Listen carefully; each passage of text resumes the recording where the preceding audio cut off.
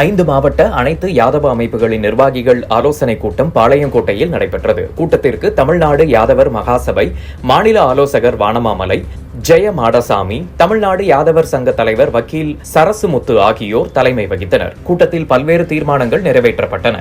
இந்நிகழ்ச்சியில் மாநில இளைஞரணி பொட்டல் துரை, நெல்லை யாதவர் பேரவை செயலாளர் செல்வராஜ், நெல்லை யாதவர் முன்னேற்ற சங்க தலைவர் சங்கரன், ஆழ்வார் திருநகரி 5ஆம் திருநாள் கமிட்டி செயலாளர் செந்தில்வேல், நெல்லை NGO காலனி யாதவர் முன்னேற்ற சங்க பொருளாளர் நந்தகோபால், நெல்லை யாதவர் பண்பாட்டுக் கழக தலைவர் சண்முக சுந்தரம், பாளை தலைவர் வக்கீல் வெங்கட்ராமன், தூத்துக்குடி தமிழ்நாடு யாதவ மகாசபை செயலாளர் பரமசிவன், நெல்லை யாதவர் கல்வி அறக்கட்டளை வக்கீல் மாரியப்ப காந்தி, நெல்லை தமிழ்நாடு யாதவ மகாசபை தலைவர் முத்துராமன், நெல்லை ஆயர் குரல் தலைவர் வக்கீல் செல்வராஜ் ஆகியோர் கலந்து கொண்டனர்.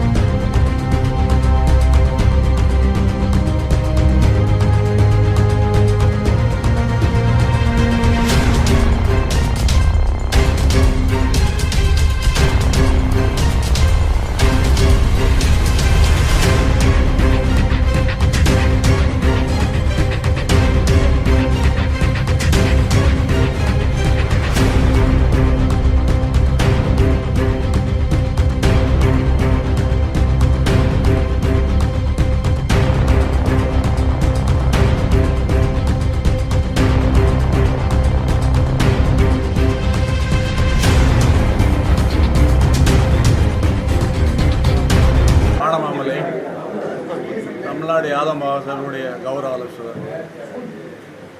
தமிழ்நாட்டில் யாதவ சமுதாயம் தொடர்ந்து வஞ்சிக்கப்பட்டிருக்கின்றது. நாங்கள் தொடர்ந்து ஜாதிவாரி கணக்கெடுப்பு நடத்த வேண்டும் என்று பல போராட்டங்களை, பல ஆர்ப்பாட்டங்களை நடத்தியிருக்கின்றோம். மாநிலம் தழுவிய பல ஆர்ப்பாட்டங்கள் நடத்தியுள்ளோம். அதில் இப்போது மத்திய அரசு ஜாதிவாரி கணக்கெடுப்பு எடுக்கும் என்று உறுதியளிக்கிறது. இதன் மூலம் ஜாதிவாரி கணக்கெடுப்பு நடந்தால் கண்டிப்பாக யாதவ சமுதாயத்திற்கு ஒரு நல்ல விடிவு காலம் வரும் என்று எதிர்பார்க்கின்றோம். தமிழ்நாட்டை பொறுத்தமட்டில் 1931 எடுக்கப்பட்ட ஜாதிவாரி கணக்கெடுப்பின்படி கிட்டத்தட்ட 12 லட்சம் வாக்காளர்கள் இருந்தார்கள். இன்றைய தினத்தில் 1 கோடிக்கு மேற்பட்ட வாக்காளர்கள் யாதவ வாக்காளர்கள் இருக்கின்றார்கள். ஆகவே ஜாதிவாரி கணக்கெடுப்பு நடத்துவதற்கு முன்பாக கூட எங்களுக்கு 10% உள்ஒதுக்கீடு வழங்கிட வேண்டும். மேலும் ஜாதிவாரி கணக்கெடுப்பு நடத்துவதன் மூலம் எங்களுக்கு கல்வி, வேலைவாய்ப்பு மற்றும் அரசியல் அங்கீகாரம் நிச்சயமாக கிடைக்கும் என்று நம்புகிறோம்.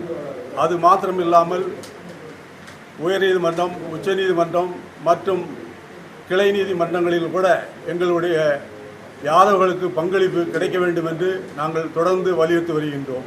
வருகின்ற சட்டசபையிலும் கூட அதிகமான இடங்களை எங்களுக்கு வழங்க வேண்டும்.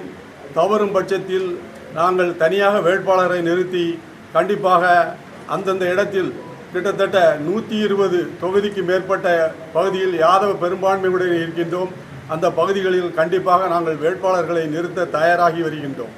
மேலும் வருகின்ற ராஜ்யசபையில் எங்களுக்கு ஒரு முக்கிய அங்கீகாரம் வழங்க வேண்டும்.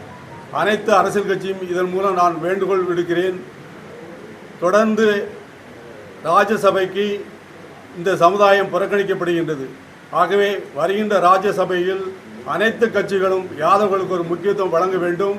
வருகின்ற சட்டசபை, பாராளுமன்ற தொகுதிகளிலும் எங்களுக்கு ஒரு முக்கியத்துவம் வழங்க வேண்டும் என்பதை வலியுறுத்தி இந்த கூட்டத்தின் ஆலோசனை நடத்தி கொண்டிருக்கின்றோம். நன்றி, வணக்கம்.